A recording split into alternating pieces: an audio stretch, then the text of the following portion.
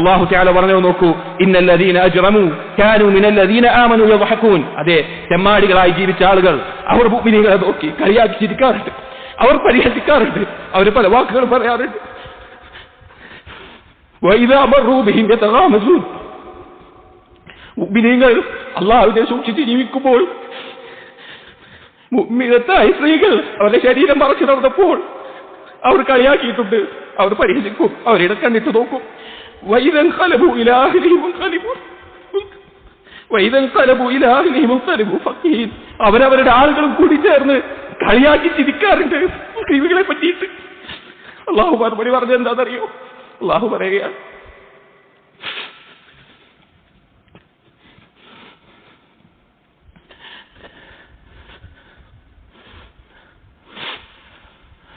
അള്ളാഹു പറഞ്ഞു, فَالْيَوْمَ الَّذِينَ آمَنُوا من الكفار يضحكون.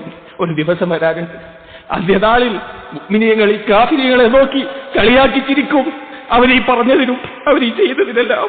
അലൽ അറായിക്ക് യൻദുറൂൻ. അവരാണെങ്കിലോ സ്വർഗത്തിലെ സുഖ സൗകര്യങ്ങളിൽ നോക്കിക്കൊണ്ട്, അവരുടെ റബ്ബിന്റെ വജ്ഹിലേക്ക് നോക്കിക്കൊണ്ട് അവിടുത്തെ സൗകര്യങ്ങളിൽ മെത്തകളിൽ ചാരിയിരിക്കുന്നവരായിരിക്കും. അവർ ചോദിക്കും, ഹൽ സുവിബൽ കുഫാറു മാ കാനൂ യഫ്അലൂൻ. അവർ ചെയ്തതിനുള്ളത് ആ കാഫിരികൾക്ക് കിട്ടിയില്ലേ എന്ന് സ്വർഗത്തിൽ വെച്ച് മുഅ്മിനീങ്ങൾ പറയും.